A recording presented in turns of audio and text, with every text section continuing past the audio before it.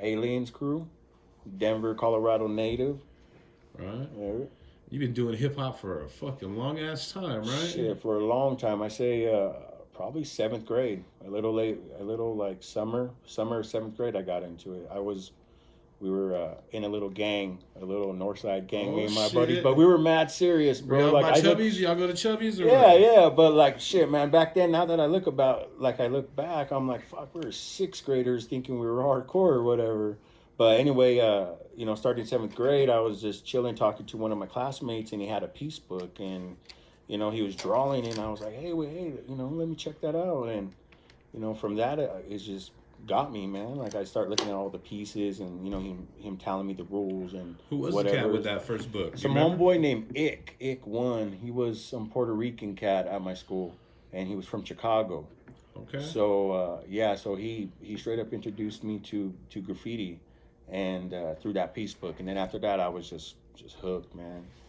It's For good. real? Yeah, but since then, it's been all about hip hop. What kind of other hip hop are you into? Because I'm sure you were into the music, the dance, and everything. You come from that generation where you did everything, then you figured out what you liked or what you were good at.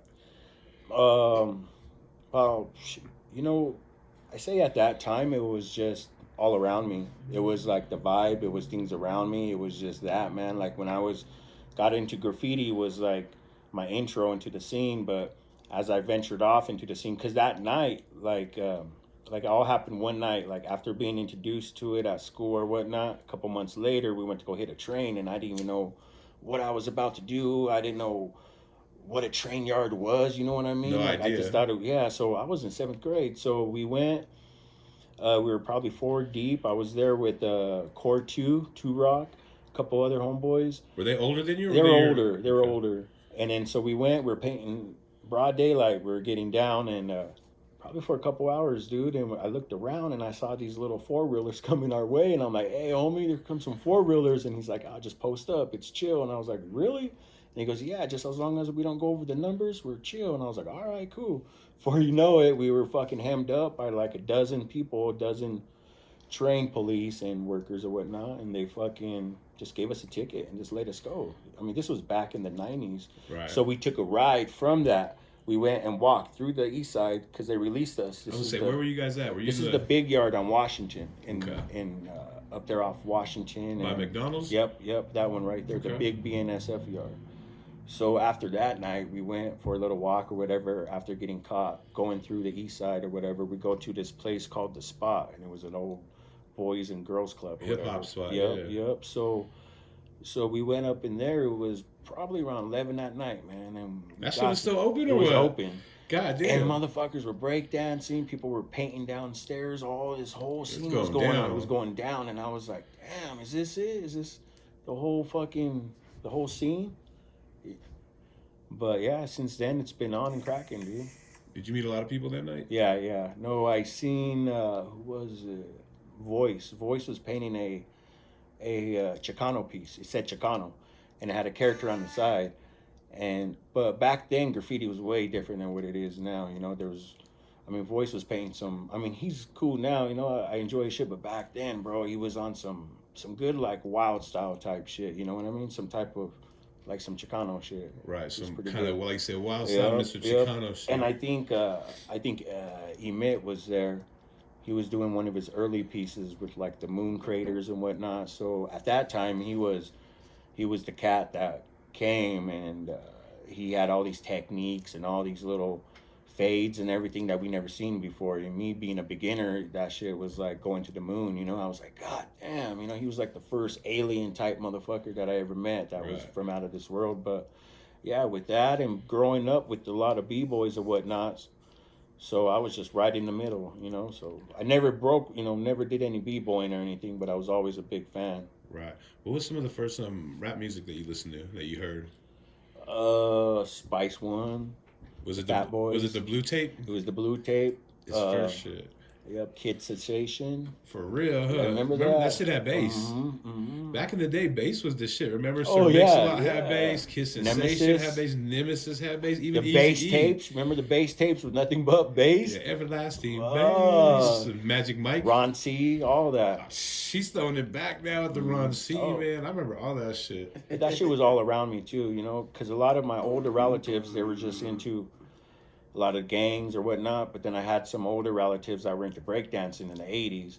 So just, you know, being around that, seeing them breakdancing when I was 11 or whatnot. And, you know, I always was drawing it, you know, I was like attracted to it, but not until seventh grade, man, getting introduced to graffiti and, you know, introduced to that whole lifestyle, breakdancing and Right. MCing. Explain. You said hip hop isn't the way it was back then. What's the difference? I mean, kind of tell them what you see nowadays.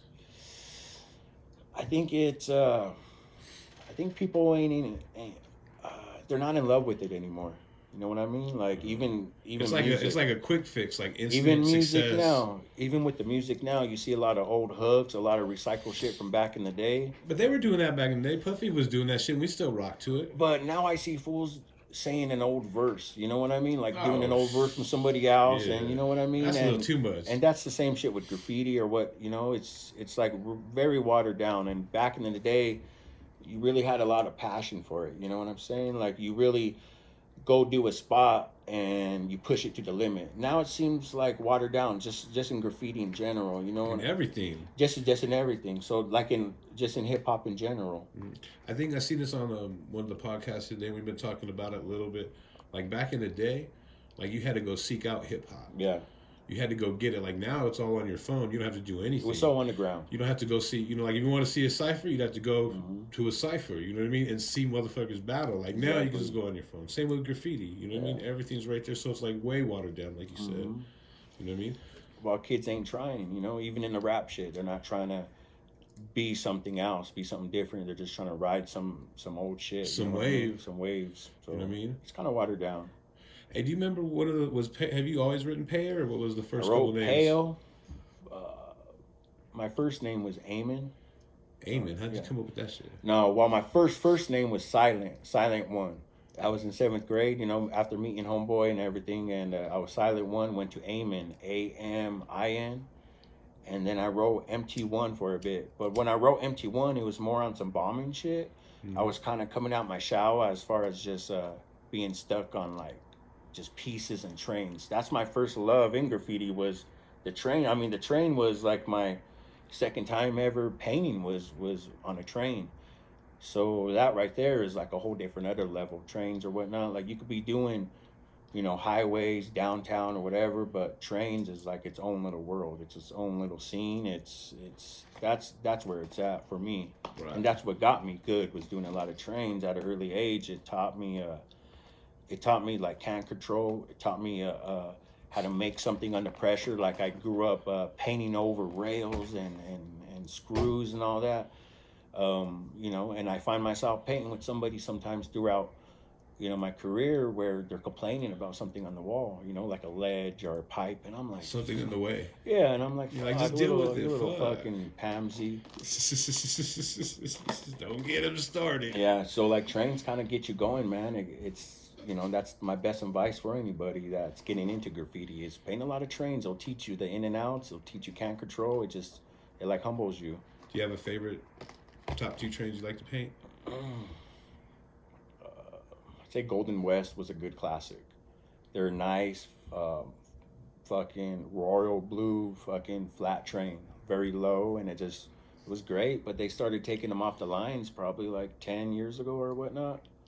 So that and probably any auto racks. I love auto racks, but now with the reefer trains and all them coming up, it's crazy now. But yeah, pretty much the Golden West is probably my number one. Let me ask you a question. Have you ever like painted like an auto rack and there's cars in there? Or do you kind of, I mean, Hardly, no, not will really. you get, I mean, will they come back? Will that shit come back to like fucking blow up the shit? You know what I mean? Well, like it's all a business. Trains and the transporting system, it's a business. They really don't care about too much of the vandalism, but they do care if you About the cargo. painting the cargo, and with that it causes attention to that spot because of insurance claims. So you know they got to track back on where the train was hit or whatnot, because now you've got all these Mercedes or whatever inside getting hit, and now their insurance has to pay, and the insurance are complaining to the trains about why they don't have security. So now the security has to figure out where they're slipping. So it's just a domino effect of blowing up the yard. But you know you gotta know your rules, and you gotta have respect for a lot of those things and think common sense. But you know, That's what I was going to go into next. What are some of the rules of the yard that you don't do? well, like just clean up after yourself. You know, don't just try to be a ghost, dude. Like don't go over any numbers. Don't you know? Don't be tagging the area. Don't you Oh know? yeah, I was told that one time. What the And fuck you doing? Like, hey. well, because like that, because a train line, like a layup or a yard or whatever, is there for a certain business to paint a train. Like if you want to go tagging or go do something, go you know go downtown, go on the highway with that shit. But that's for a certain business to be done, and that's why a lot of old train riders are very bold, dude, and very protective, Oh because shit, huh? well, because if that layup gets blown, there goes their whole fucking shit. You know what I mean? Like you know they don't like doing this or going out on the highways or doing whatever. Painting trains is their shit. So once you fuck up their layup, you know it's gone forever or whatever. You know you wait 5 years, like right now in Denver.